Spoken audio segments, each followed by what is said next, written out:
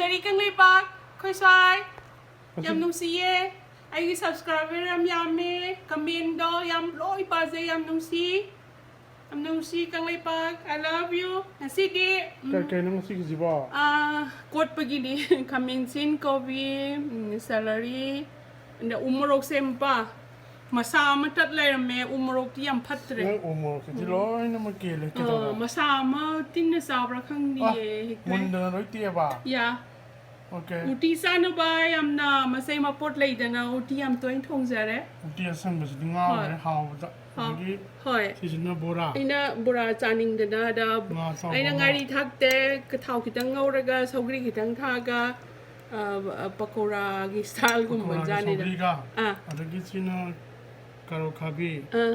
Bora. Adagi crocker samudra gi ka na tra. Yeah, sea fish. Adagi sina singju. Aina kaino ni singju kitang chaning da na ina yung chang maruga compre ka mapu.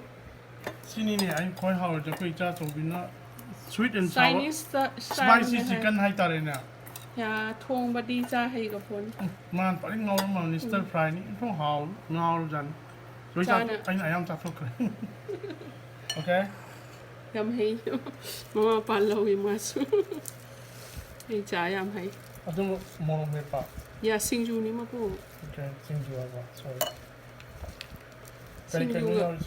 singju ga ina bora ma hapsal le ai nang bora chaning Tony ye ko fiao ma le tuning ko ti yaw de ma pa ai he u dre nga se di hau di ho e kai no singju to yung sam compreng ne yung chang maru ne okay bora am nei sal le okay adagi kobi kitang soy tin ho mana kharaga hau to de ma na man mu se ai koi kya pa am jan te kai han cha de no khang de da ke nga se khoi ma pa na yam yai bi bani nga nga chak ti kya bu cha ni nga tre da maru yao ni hau de hau maru khai hau hao ko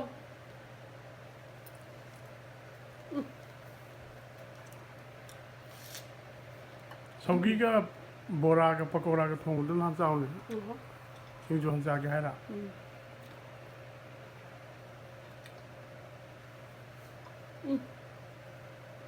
khoi de mai de na marom pha ga lei ba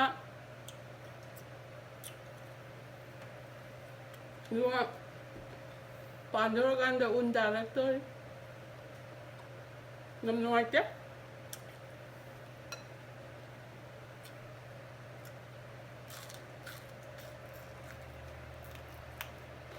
ni le pa yang kale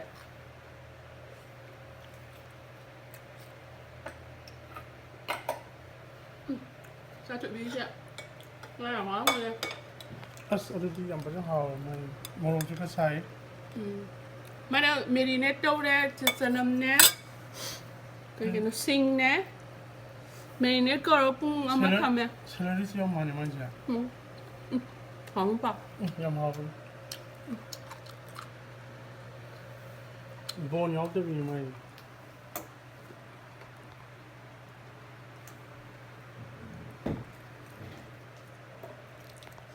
Sabe sana one of the missy version, but sabu is important.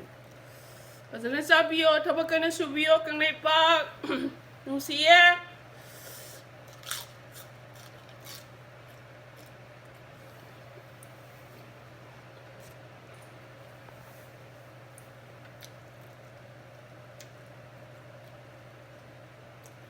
Sa like kanta mo. Nung ayaw, tapos ka na su.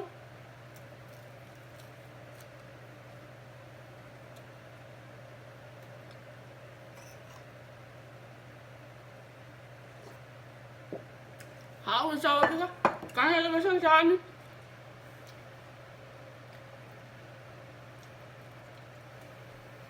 cái này suba hảo là sao ba uti han pai thara ja na tung dân biru no ye sang bo jam ta mai ta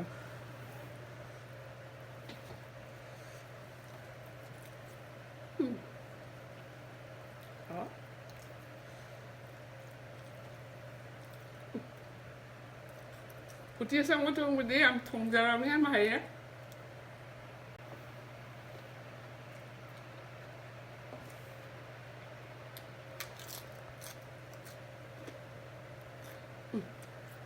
그래. 그럼 뭐 빠빠인데? 진주 깨하냐 돼 그. 닭발. 그 밤새 저기 봄바 pan thongba awajaga 그럼 땜빵. di thongba 지금 잘했습니다. 아?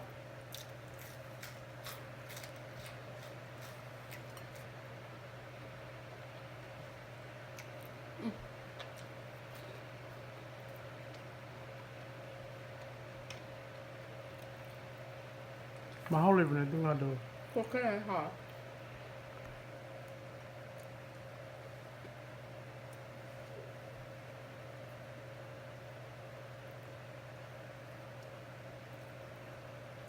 얼마나 이 너무 얇이?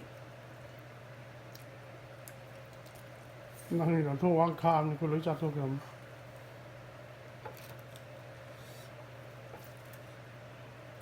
샐러리 잠페야?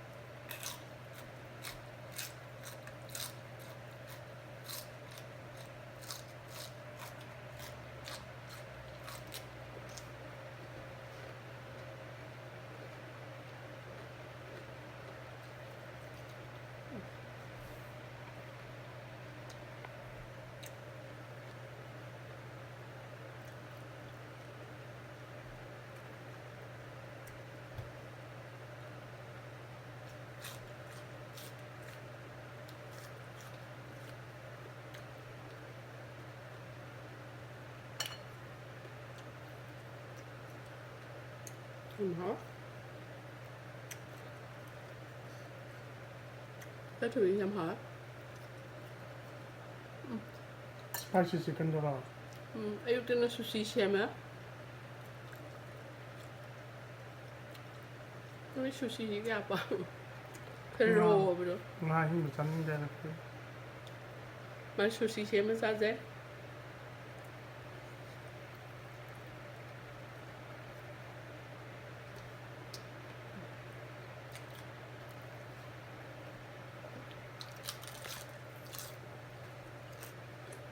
Hai bên hả?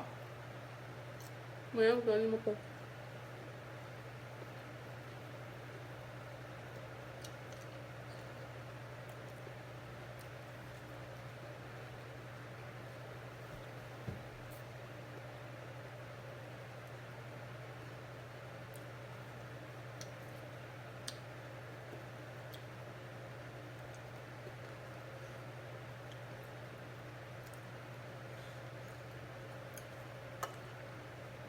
Mà anh sao khi ngày lo mẹ mua mà hay mama anh ấy hết có mua đồ thác bên này hay yo em hay isa mo lo kang bu dro oh sẽ mua đồ căng thay em hay cái đó xem bữa sau ạ oh nang manipur ha tengai man lo ga kang do ta okay sougri ga ke lo ni bora ga hau bra hả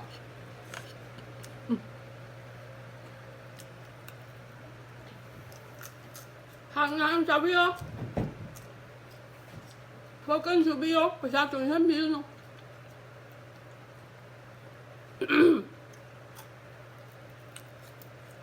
ini berasa ke no ga la pu tharo ki do ta betul nih hả la pu tharo bora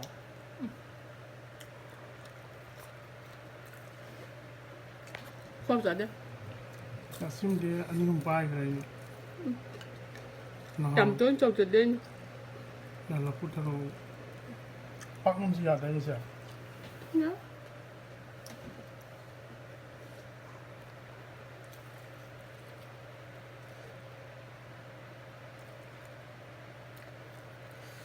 sao kìa đừng xăm hỏi mai vợ sang những stand như hai video ấy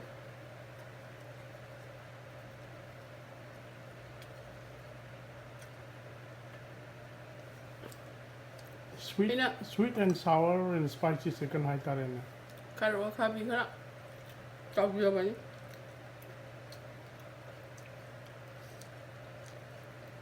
ꯆꯥꯛꯁꯦ ꯆꯈꯣꯏ ꯃꯌꯥꯝ ꯆꯥꯎꯖꯕ ꯆꯥꯛ ꯌꯥꯝ ꯆꯥꯕꯤꯒꯅꯣ vegetable ꯌꯥꯝ ꯆꯥꯕꯤꯌꯣ ꯊꯕꯛ ꯁꯨꯕ ꯃꯤꯗꯤ ꯀꯥꯏꯗꯦ ꯊꯕꯛ ꯁꯨꯗꯦ ꯑꯩꯈꯣꯏꯗꯤ ꯆꯥꯛꯇꯤ ꯌꯥꯝ ꯆꯥꯕ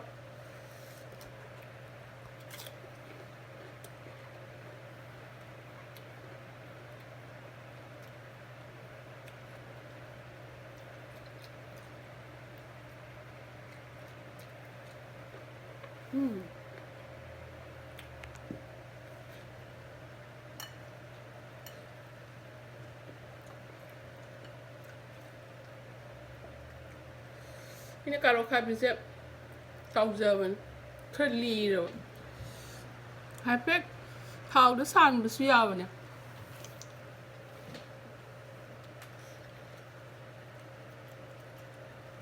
ꯈꯥꯕꯤ ꯑꯁꯪꯕ ꯌꯥꯎꯔꯤꯗꯨꯗꯩꯗ ꯐ꯭ꯔꯦꯁ ꯑꯣꯏꯕ ꯆꯥꯔꯦꯗ ꯆꯥꯈꯤꯌꯨ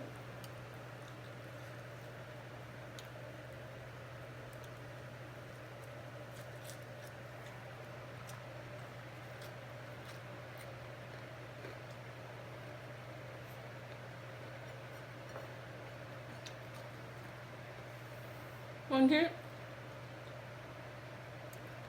ꯆꯥꯛꯁꯤ ꯌꯥꯝ ꯆꯥꯕꯤꯗꯕ ꯆꯥꯛꯇꯤ ꯌꯥꯝ ꯄꯥꯝꯕ ꯑꯗꯨꯅ ꯆꯥꯕ ꯌꯥꯔꯤꯉꯩꯗ ꯆꯥꯕꯤꯌꯣ ꯑꯩꯈꯣꯏꯗꯤ ꯆꯥꯕꯗꯤ ꯌꯥꯝ ꯆꯥꯅꯤꯡꯉꯤ ꯑꯗꯨꯕꯨ ꯍꯧꯖꯤꯛꯇꯤ ꯍꯧꯅ ꯃꯅꯥ ꯃꯁꯤꯡ ꯌꯥꯝ ꯆꯥꯕꯤꯌꯨ ꯍꯩ ꯔꯥ ꯊꯥꯕꯤꯌꯨ ꯑꯩꯈꯣꯏ ꯀꯪꯂꯩꯄꯥꯛ ꯎ ꯃꯣꯔꯣꯛꯁꯦ ꯃꯄꯨꯝ ꯑꯃ ꯆꯥꯔꯝꯃꯤꯕ ꯃꯤꯅꯤ ꯍꯧꯖꯤꯛ ꯗꯥꯛꯇꯔ ꯄꯨꯈꯠꯄꯗ ꯄꯩꯁꯥ ꯌꯥꯝ ꯇꯤꯡꯉꯦ ꯑꯃꯦꯔꯤꯀꯥꯗꯗꯤ ꯆꯥꯗꯤ ꯌꯥꯝ ꯆꯥꯅꯤꯡꯕ ꯑꯩꯅ ꯆꯥꯅꯤꯡꯕ ꯃꯤꯗ ꯍꯦꯛ ꯊꯥꯖꯩ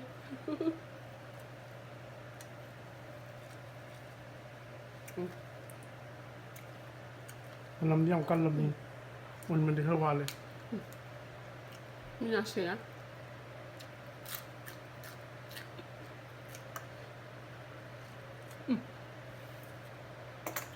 야해?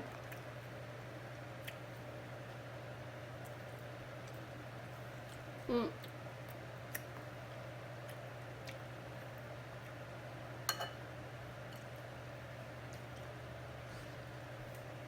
Bora yam hao?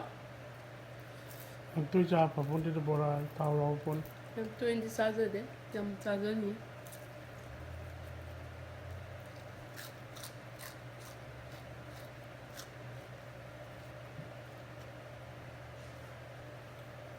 मुझे सैलरी में पोच yam phải hả?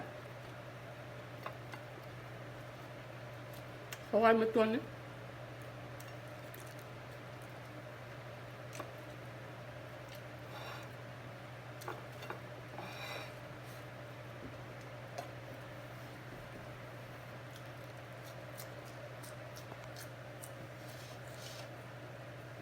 Đó. Còn biết ạ.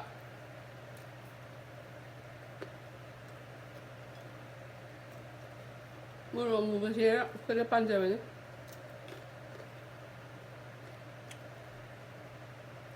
Cứ sao cái khách ta giờ cái.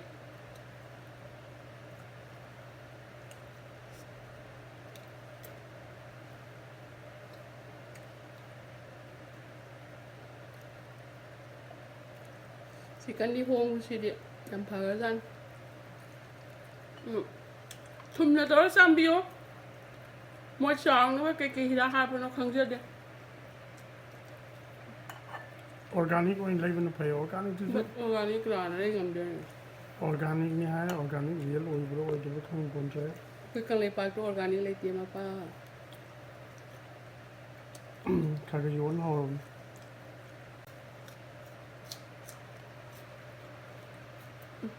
Ooti đâu có sao Thùng dùn nó bay.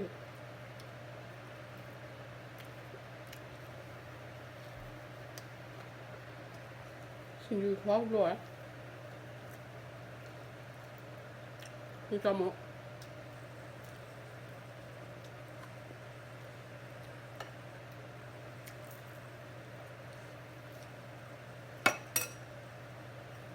chicken các thứ miếng đồ mà ăn hả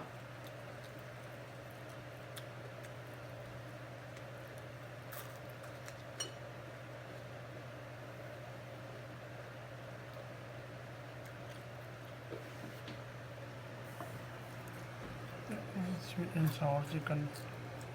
hao em rồi Hay pun cha phao ni na koi lo ni. Thong tak pa hi pun. Chinese style này mà hả Pun khao jeng gre hai. Hawaii mà tuôn nhá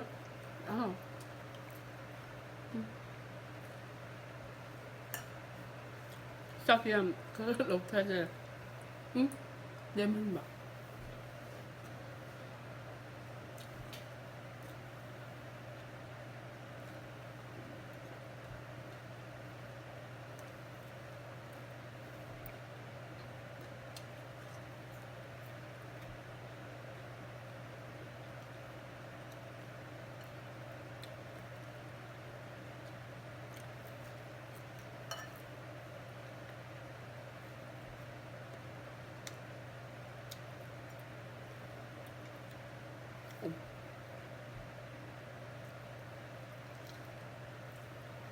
hả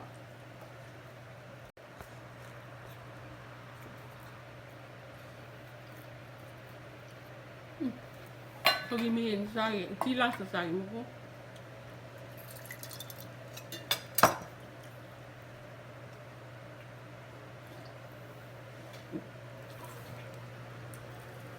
그냥 점냐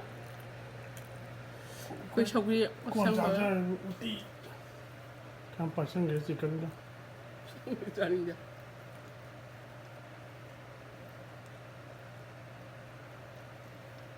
마루 양 야에 우영 kok했어 kok을 해봐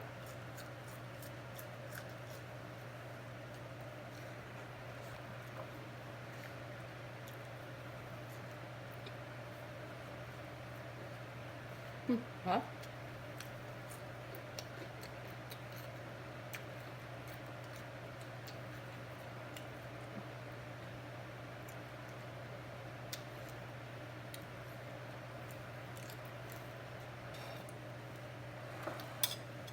Ooti yam spicy Ooti가 신주가 엄청 spicy 알로 맛있게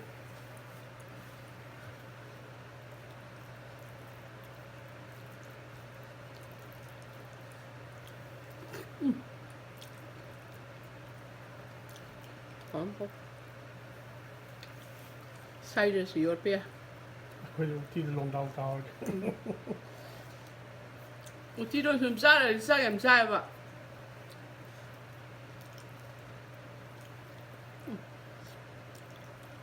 Ooti가 놀러가 뭐 해보가 훅훅 뜨나 그야 짱들 얌룸 매워로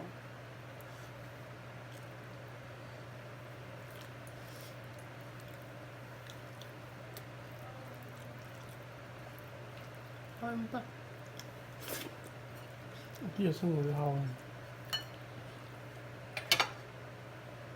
멋있네 우티 짜는데 행 짱짱 오빠 친구 잡이 본데 우티 자리 뭐 사바마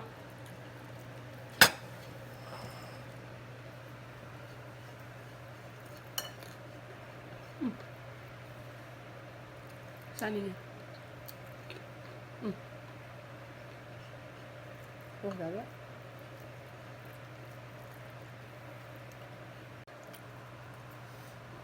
안녕하세요. 오늘 상들이 상하냐? 당장 해봐.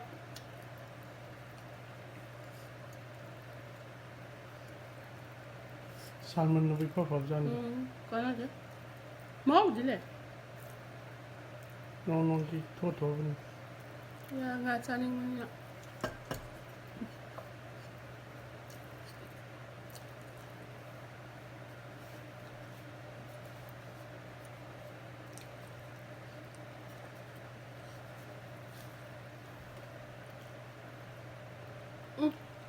Nungsiye. Ay, adum hamning na nalere. Kabakti kara chille di. Ngam nungsiye kang lipa. Kabakan na subiyo. Ya pazan na sabiyo. Tuna siga da ba punsini. Kurunjari kang lipa.